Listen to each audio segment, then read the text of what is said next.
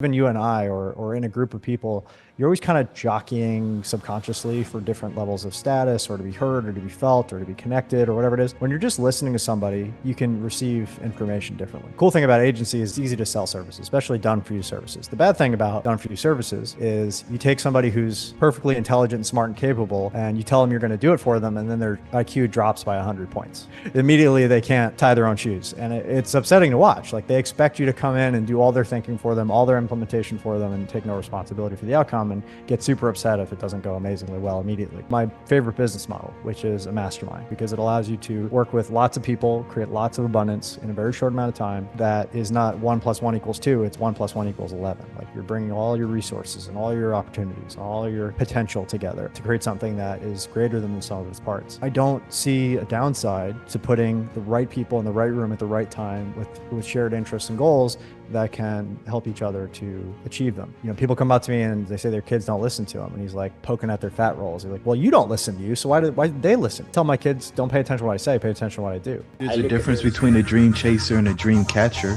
Hey, everybody, welcome to the Dream Catchers podcast. I'm your host, Jerome, and we have the pleasure of being in Phoenix, Arizona today. Brad Hart is our guest. Brad, how are you, man? I'm doing so well, Jerome. Thank you so much for having me on the show, and thank you everybody for listening. I hope you get something really great today. Well, I don't think we have to hope. I think we're going to create something really special. Shout out to David for connecting us, man. I love David expanding Homan, what the a man. network with amazing people, and his show did really well, and so by virtue of that, I think we've got the mojo going, and yours is going to do well too. Brad, you said you've done hundreds of interviews up until this point. What type of business industry would you need to be in where you have to do that much media? Because I know a lot of folks get antsy about doing 3 of them. Yeah, and that's such an interesting question. I was just talking about this with my clients. They're like, you've been on so many podcasts. What do you say? I'm like, well, most of them don't do anything. I'll be perfectly honest, right? But if you have items, products, services, that you want to promote, it's a good way to get your name out there. And it's kind of a more of a trickle than a flood. But every once in a while, you get on one that just blows out of the water. Like, not even just in my own life, but my wife's example. She runs a course creation agency, so kind of like a course ghostwriter, if you will. She gets a lot of her interviews through word of mouth, or a lot of her clients rather through word of mouth.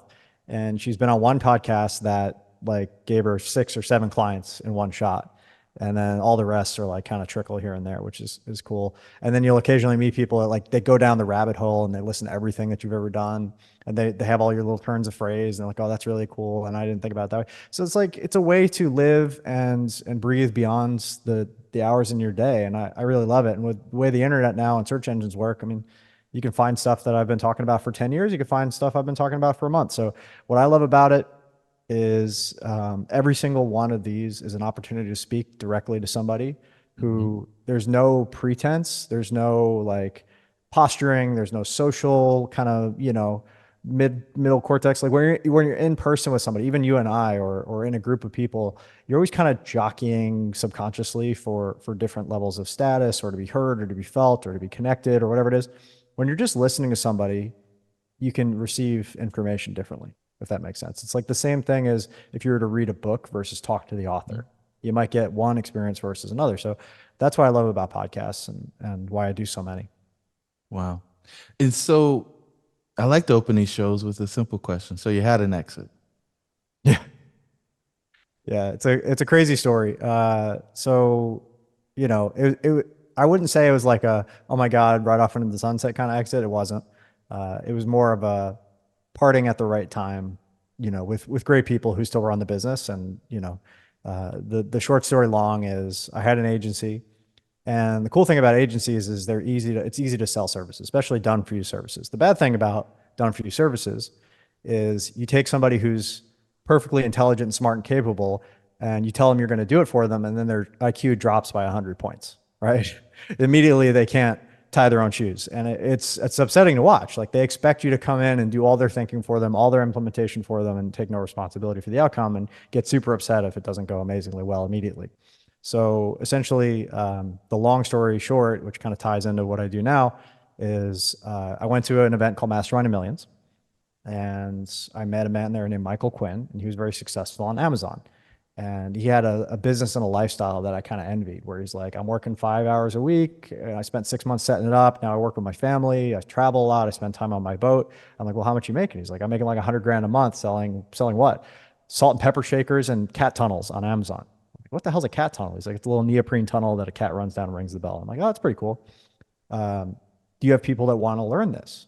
He says, yeah, I have a coaching offer, but I don't sell a lot of them because I don't want to do a lot of coaching because it kind of goes against my 5 hours a week thing. And, my price point's pretty high. If I'm going to teach this, I'm going to charge a lot of money. I'm like, well, I'd love to learn from you. He's like, well, it's like 30 grand. I'm like, okay, I could invest 30 grand, but let me ask you, do you have other people that want to learn this? Yes.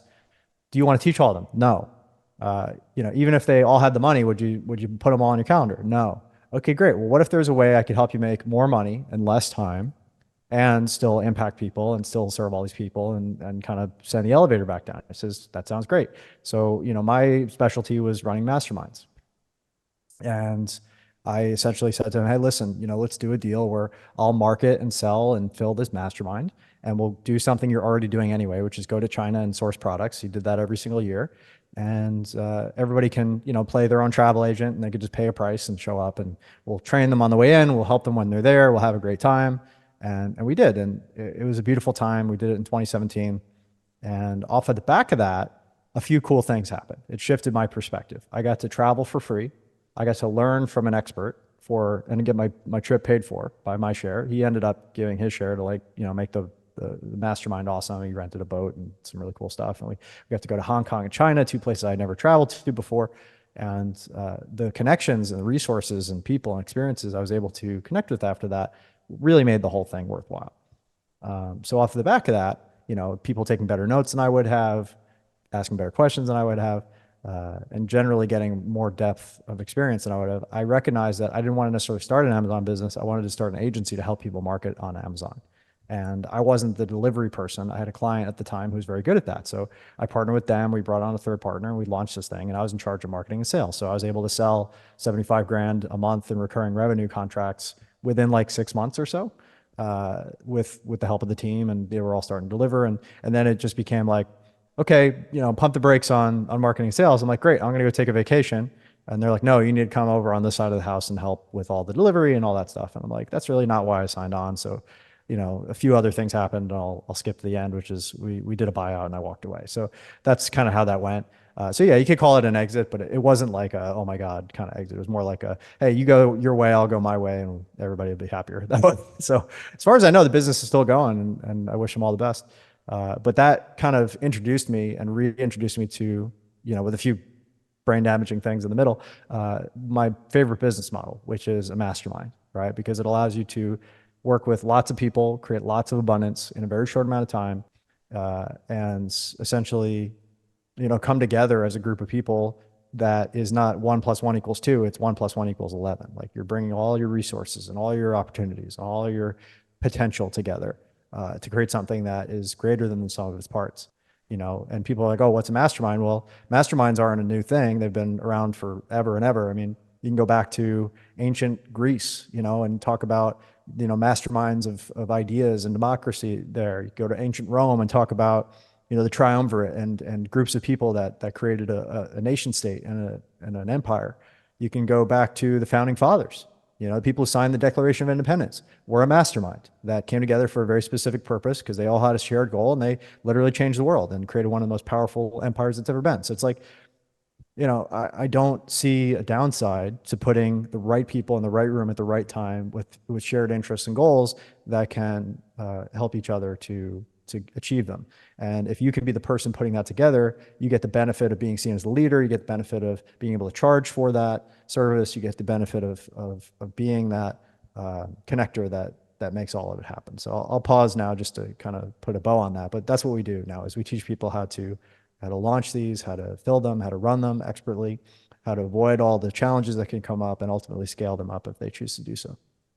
Now, I think there's a lot of people who, on the backside of their exit, they're interested in helping people, but the one-on-one model just doesn't appeal to them. They'd rather do stuff in a group. They feel like all the people that are close to them are asking them the same questions, and they would like to do some things efficiently.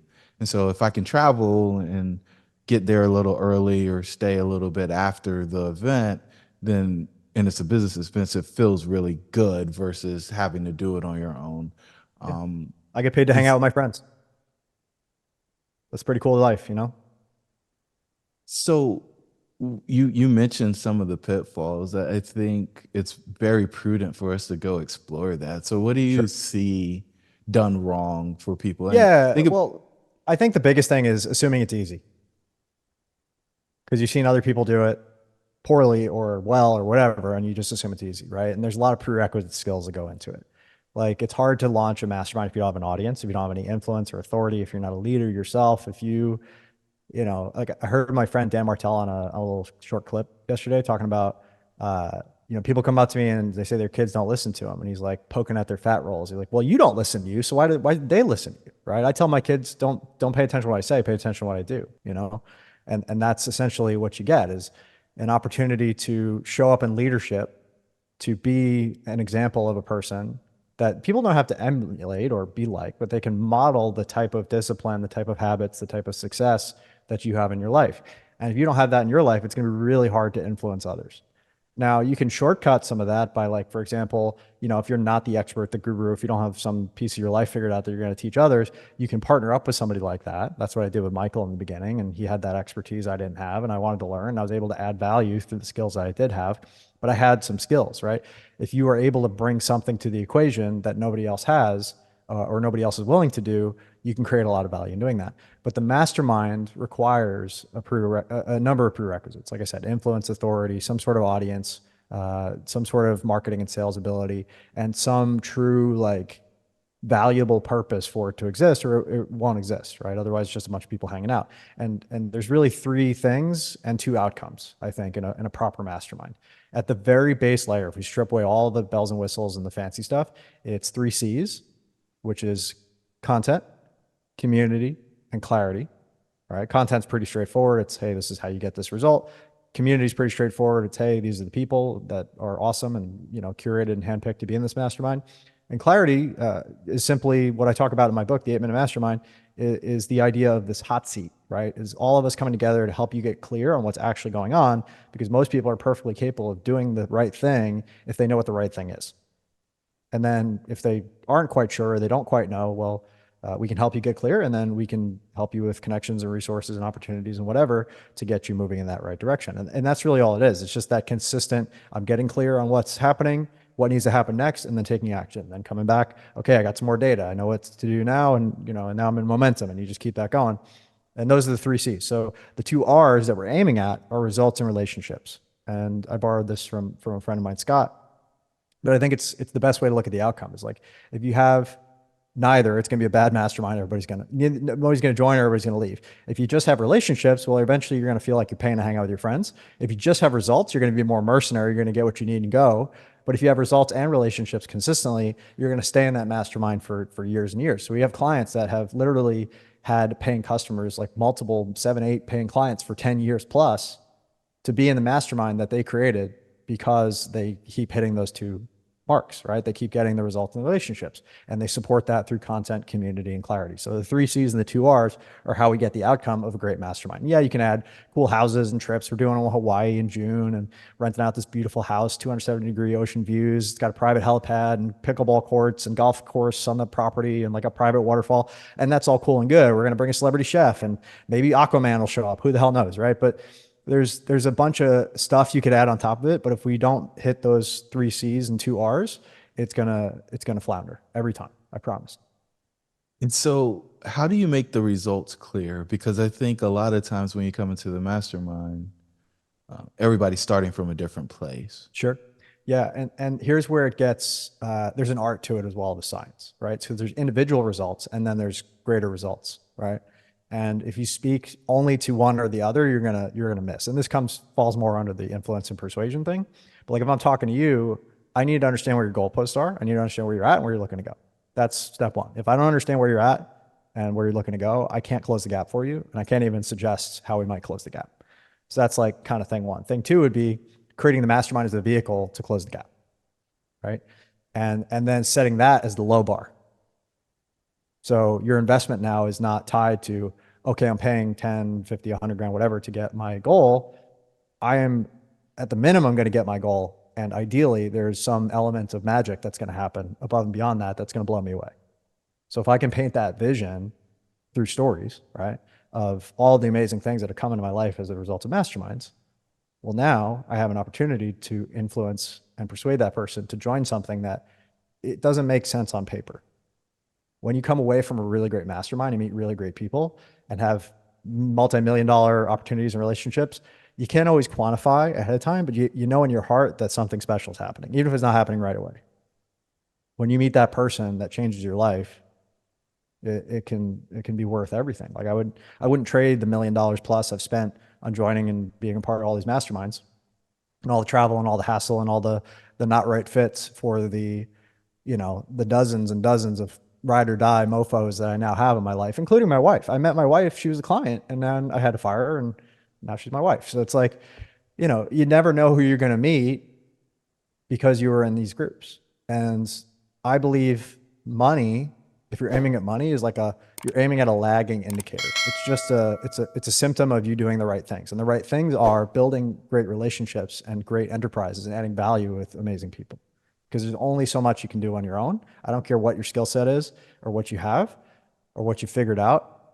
You only, Apple wasn't created just by Steve Jobs. There's thousands of people have worked on that, right? It's tens of thousands. It's always a group thing. You might kick it off. You might be the visionary. You might be the leader, but it's always a group effort. And the more you're surrounding yourself with what I like to call A players, who are like high achievers, battery included, they think outside the box, they take initiative. The more you surround yourself with people like that, the more things become possible. And the quick test, in case you're ever wondering if somebody's visionary or not, tell them about your dreams and see how they respond. If they say, oh, you can't do that, or I can do that, or this, that, if there's any limitation in their language, they're not a visionary. So I've seen a lot of masterminds fail. They fizzle out. People are all the way in, they're excited, they're locked in. And then 6 months in, they vanish, or they stop showing up to the calls, or they stop going to the face to face.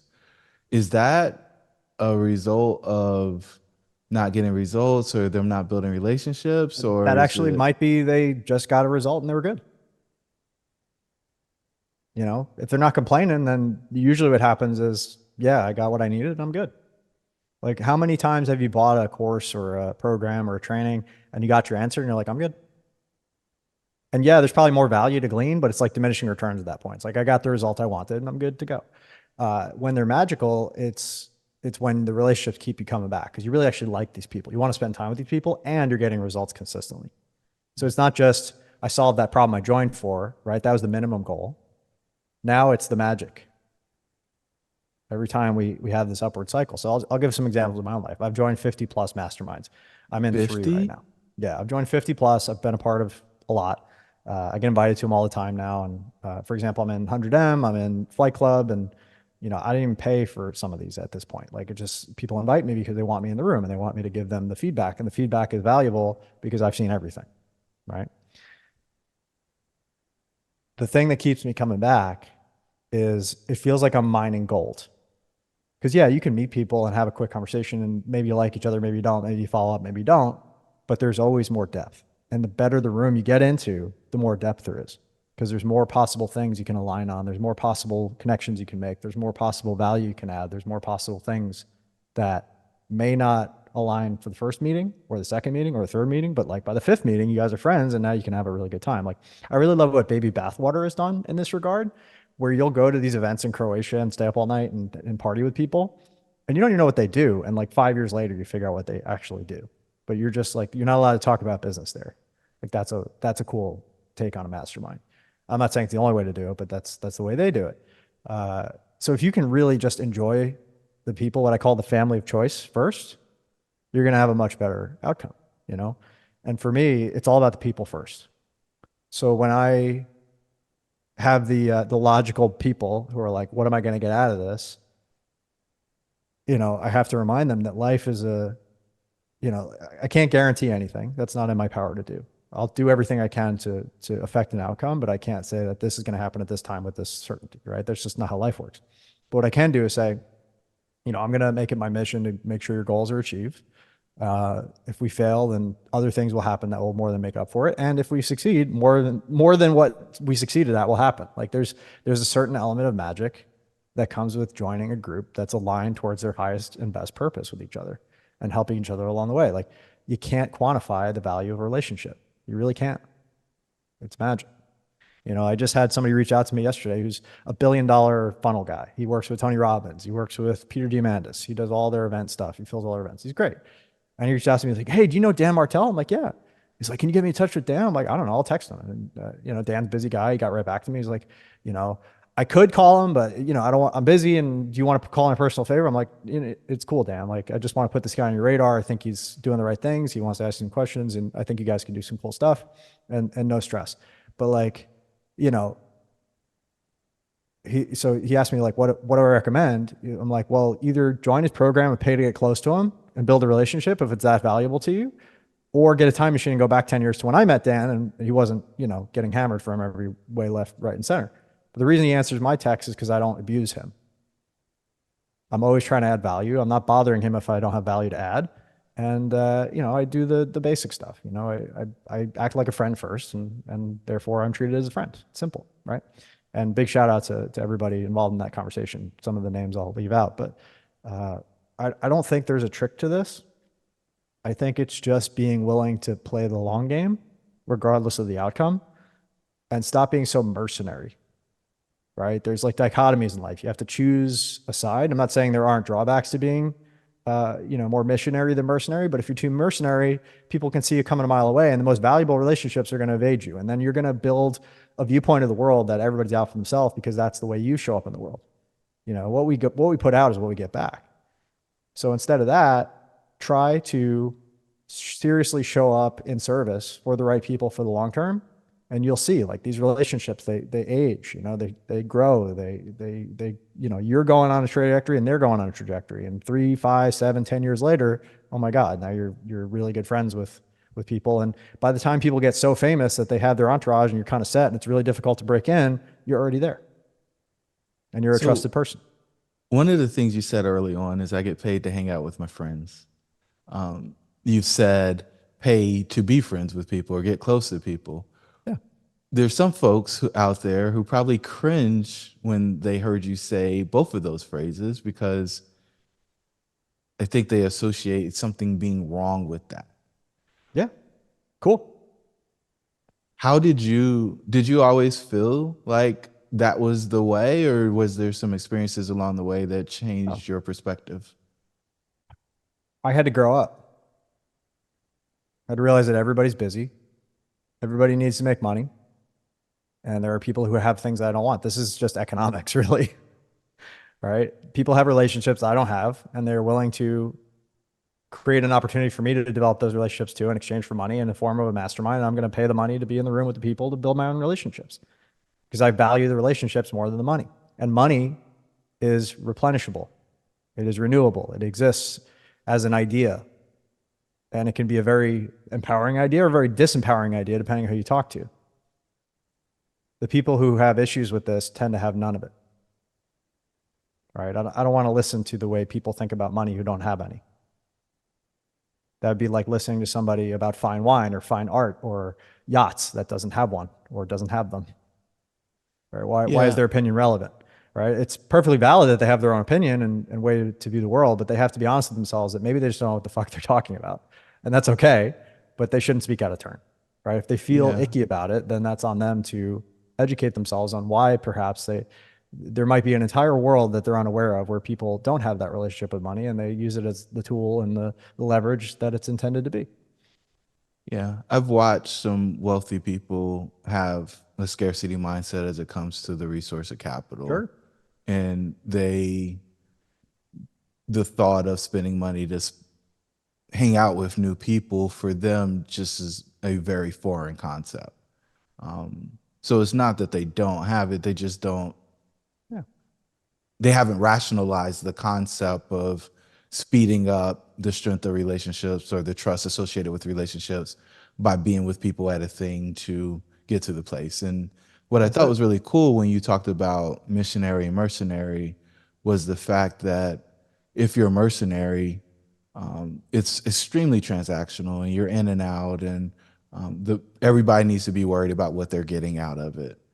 And but that's not the way to build or cultivate relationships that transcend the transaction. Right. Well, and being too missionary has its drawbacks too. Every dichotomy like that is a spectrum.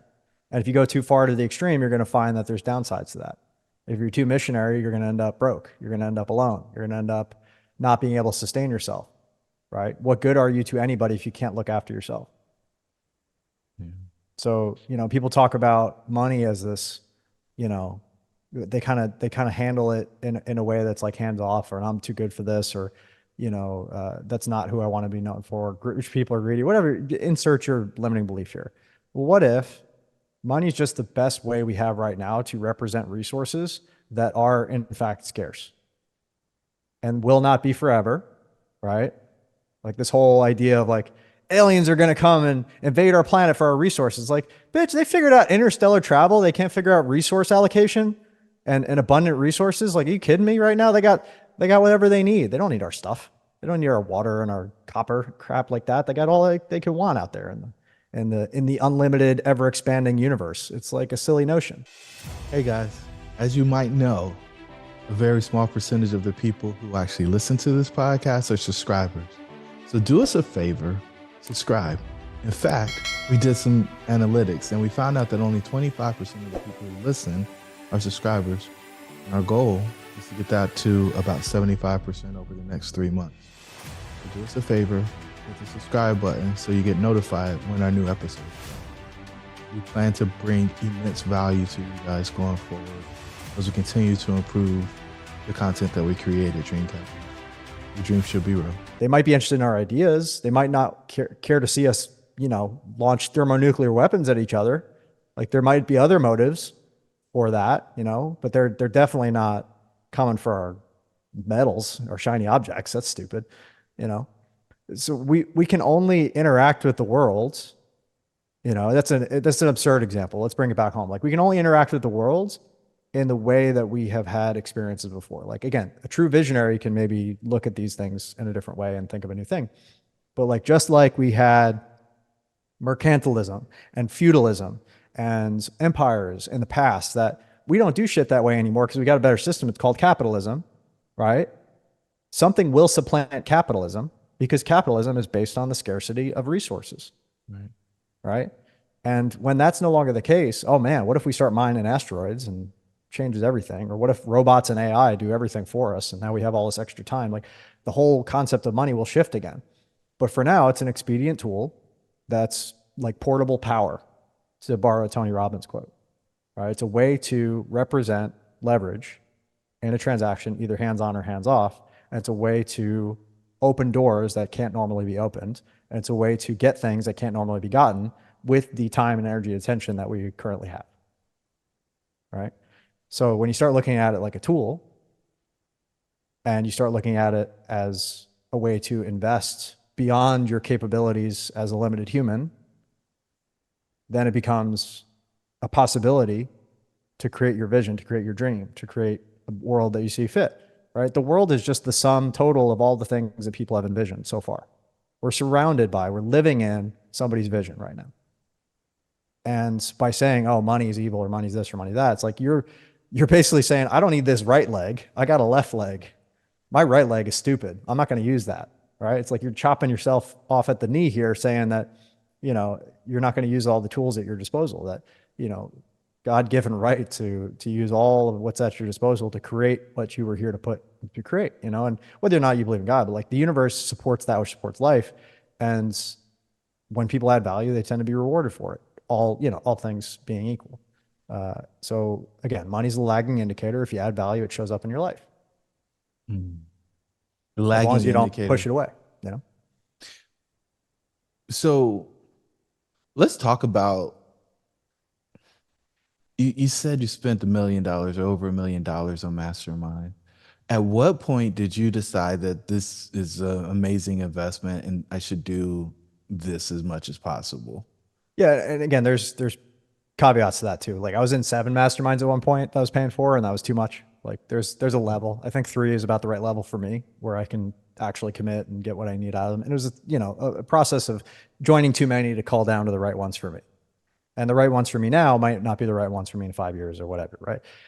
But when I realized it was like when those types of things, like the story I showed earlier, started to happen, or I would meet people that just looked at things totally different than me and got different results than me. And I was able to just take what they were doing and plug it right into my business and get a result that paid for the mastermind. I was like, well, this is like a no brainer. At the minimum, I'm going to get an idea if I'm in the right room with the right people that's going to make me back the money, that I can just implement in my business. That's like the minimum. At the maximum, I might end up making new amazing friends. I might end up doing new amazing business deals. I might get connected to people who have incredible insights and they're just fun to be around. Like I like comedy. I don't like do it for a living, but I really enjoy comedy and I love being around funny, interesting people. Like that's one of my favorite things in the world. Like I would be a comedian just for the hang, just for like hanging out with a group of comedians in the green room. Whether or not I went on stage or got any accolades or I was even that funny, like I just enjoy that. So for me, that's like part of it. I can remember being a young kid and hoping that one day I would have friends all over the world. And that's one of the ways that I've been able to achieve that as a 38-year-old, in 3 decades is by joining all these masterminds and keeping in touch with all these people.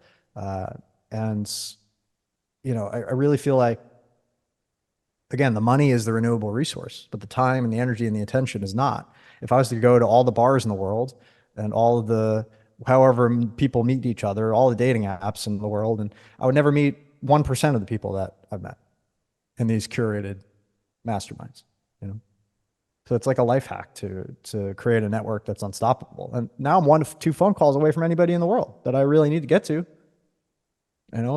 Billionaires check, public CEOs check, investors check. Like, anything I want to get, I know somebody who can get there. It's really it's not a question of what can I do. It's a question of what will I commit to doing and have time for. And hopefully I'm blessed with a long life, but I don't know how long I have. So like, I'm just more focused on, what's the big vision? Am I playing too small? And what can I do to move the ball forward every day? And who do I need to talk to? Not how do I do it? So what's really cool about what you just described is it's the efficiency effect.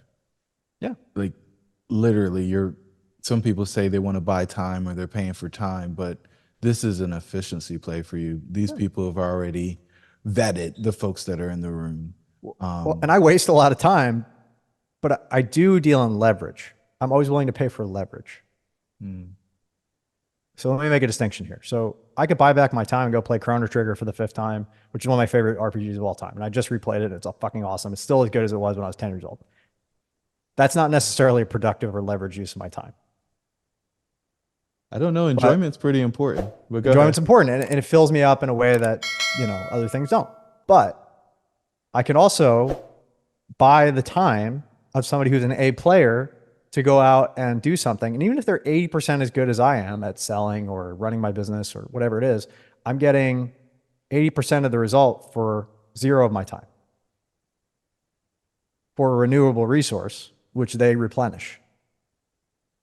That's like one of the best deals going. Like, why wouldn't you have those people on your team? My goal is to hire as many A players as I can find,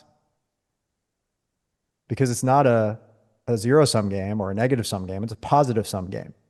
I allow them to go out and make more for everybody, including myself and themselves. All right. So you help launch masterminds. It's almost you audit some masterminds and then you pay to be in masterminds. What's the difference between the ones that you pay for and the ones that you go to because either they're a client or they're thinking about being a client? Yeah. So I would say my clients fall into 2 categories.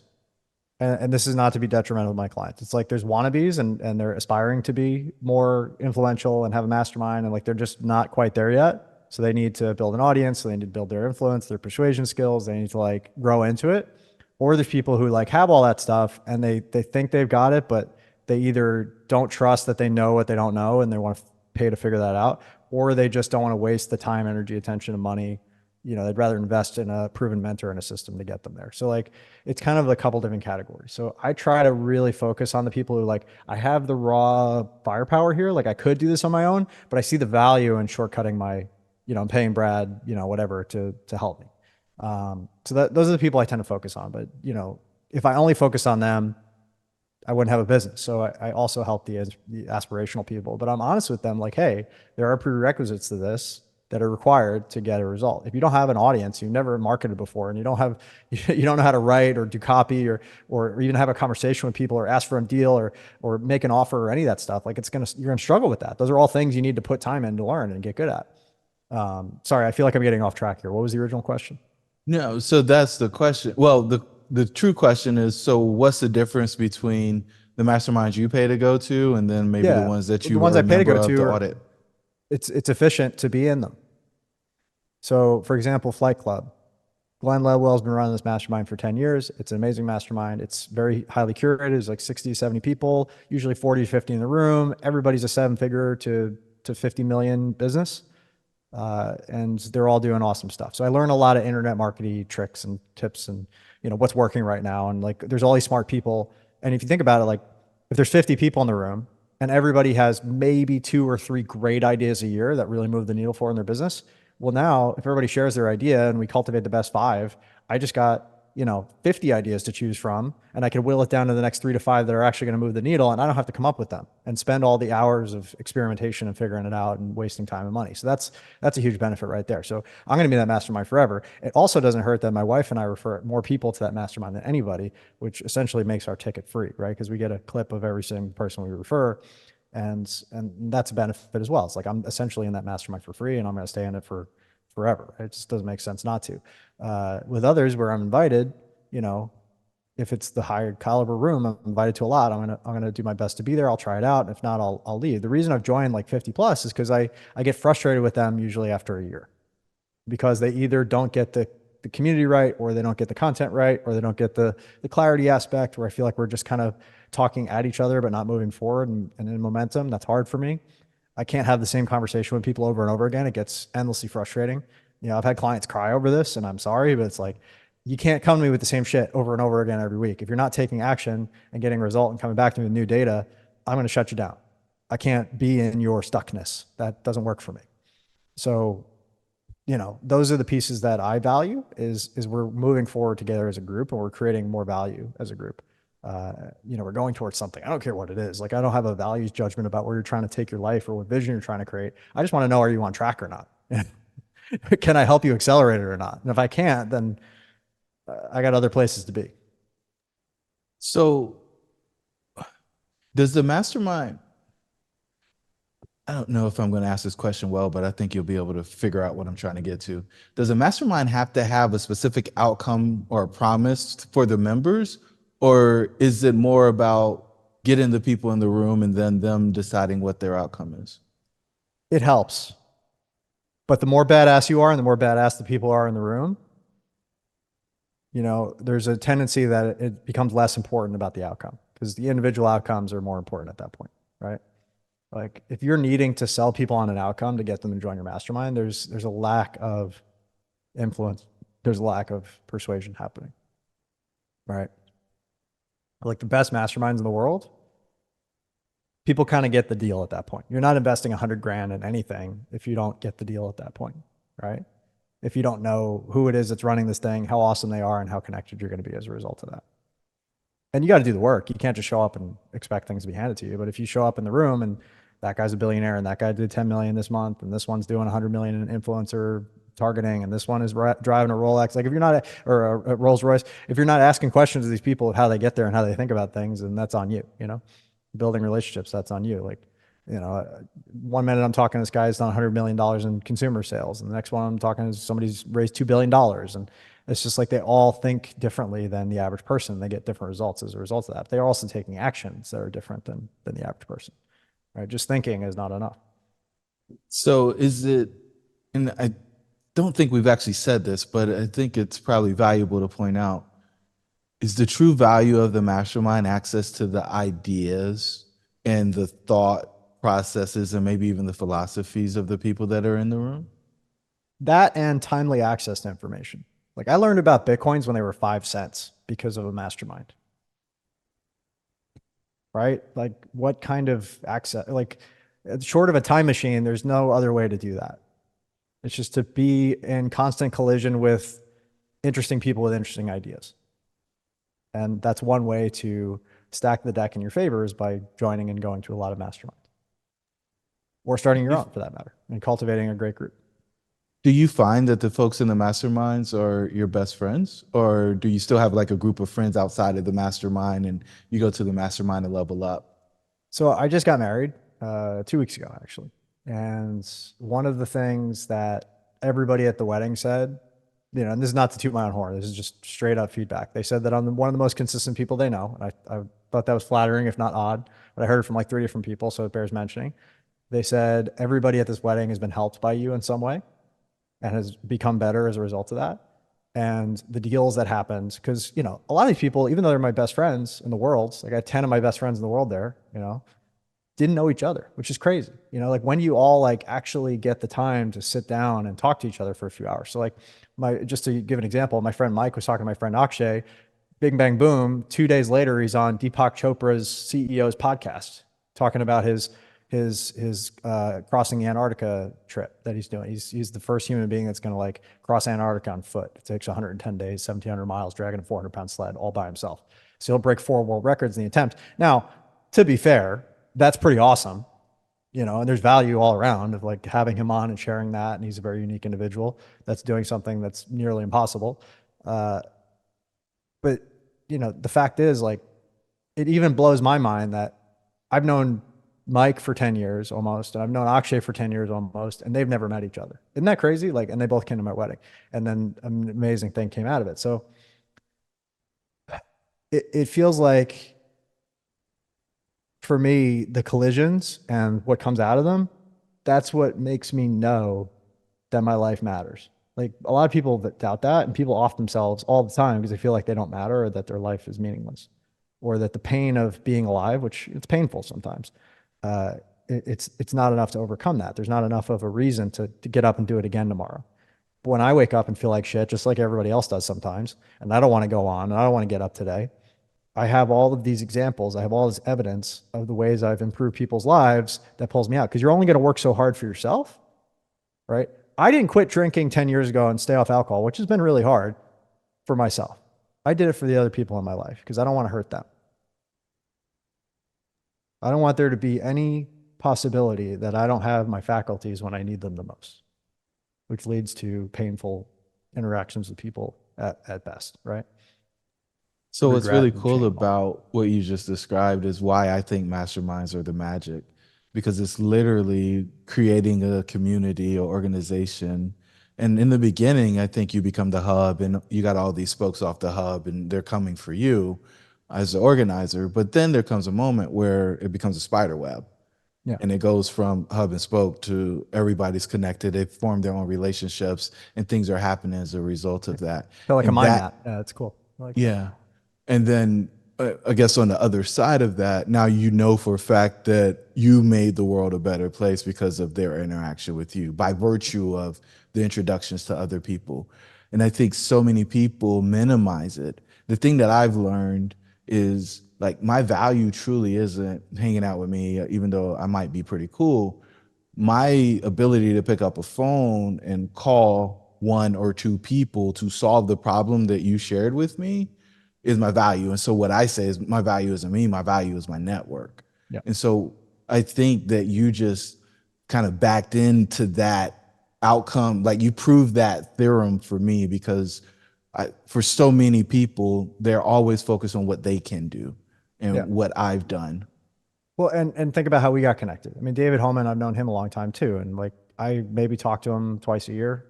And, if I need something, he's always there. And he's kind of on the martyr side of the spectrum. Like he doesn't get paid nearly enough for the amount of value he adds, in my opinion.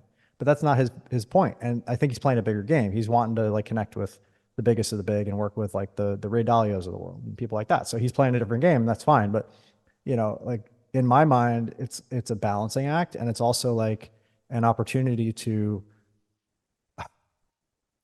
back in ancient Rome, people would pay to be clients, and there was no specific outcome shared. If you were an important person, a man about town who had military, political, business clout, people would just pay to be in your service. literally for the pleasure of your company and time and being invited to shit and being networked around. That used to be a thing. Now clients all expect a specific outcome and to be promised something. And there's a lot of frustration that happens with that because it takes the magic out of the transaction. Because now you're going in with a preconceived notion that this needs to happen in this order, or I got scammed, or whatever the fuck happened, right? Whereas people just used to pay for the opportunity to be in your presence. And I'm not saying we need to go back to that, but like if we think about it from that perspective, what would you pay to be in Julius Caesar's presence, to be top of mind when he had an opportunity for you? You'd pay everything you had and more. You'd find the money. I'd like to get back to that a little bit. It's like I'm willing to pay to be in the right rooms with the right people by money or by any other means. Like I need to be there because I know that my values are aligned where I'm going to help people the best I possibly can. I'm going to continue to grow this network and it's going to become more and more effective and beautiful and potentially change the world one day in a way that it helps everybody. Like, yeah, I'm changing lives on a small local scale right now and making things awesome. But you keep expanding this and geometrically expanding it over the next 5 decades. You know, I got big plans, man. I want to do replaceable parts for humans. I want to do asteroid mining. I want to do robotics and, you know, like all this cool stuff that's going to require not just me, but all the talents and skills of my entire network to make happen. You know, you think Brad, Elon Musk is out there building rockets by himself? It's silly, you know? Brad, you might be the alien, man. You're gonna go mine asteroids? Come on. Well, it's not a new idea, but like, you know, there's asteroids out there that like, if you were to bring them to Earth and mine them and take the minerals off of them, would literally destroy the economy. There's so much out there. There's quadrillions of dollars worth of stuff out there that would just like tank the economy and make it completely silly to ever think about scarcity again. And they're just floating around. They're just out there. You go and take a space probe and launch it and change the trajectory so it's in near Earth orbit and mine the thing and you're done. I mean, it's not possible now, but it's, you know, they're moving towards it. Space trash. Yeah, essentially. I mean, you got a whole asteroid belt hanging out there. You know, it's like it's all there.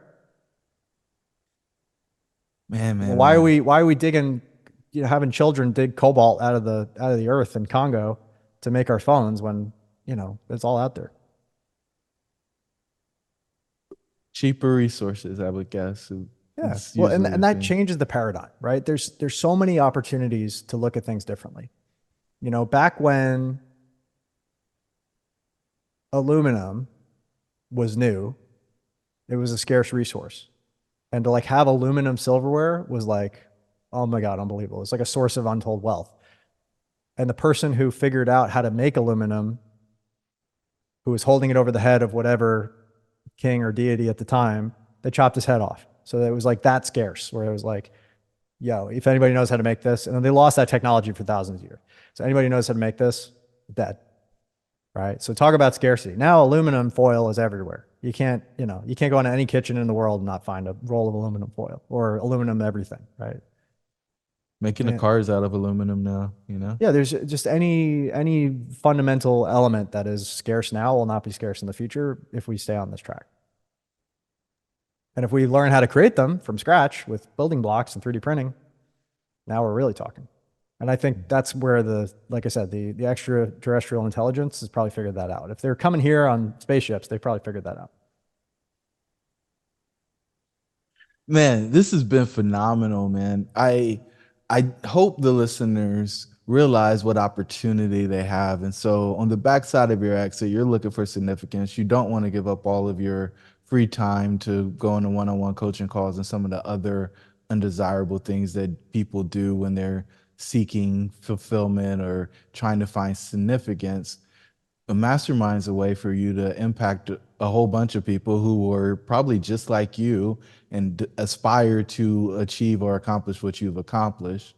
And by giving them access to you, one, you get compensated for them being in your company, but two, you can actually help them achieve the result. Yeah. And then that result that they have can impact a multiple of people behind them. And The you ripple never and know. domino effects go on forever. It's like the stone in the pond, you know? Mhm. I was listening to Ed Light interview, and actually it was Dan Martell who was interviewing him, and they were talking about, Ed was specifically talking about the moment he realized that somebody helped his dad not be an alcoholic anymore. And that transformation that his dad went through impacted Ed and then helped him grow into the person that he became. And now the people and all the different masterminds and all the influence. And I think Dan actually works with him as a coaching client. And so then you have all the influence of Dan. And so it's just like all of these pieces come together, but it all starts with one person deciding to help one person and then seeing how things snowball from there. Yeah. And For me, we have a short amount of time on this earth. Even if it's a long time, it's a short time.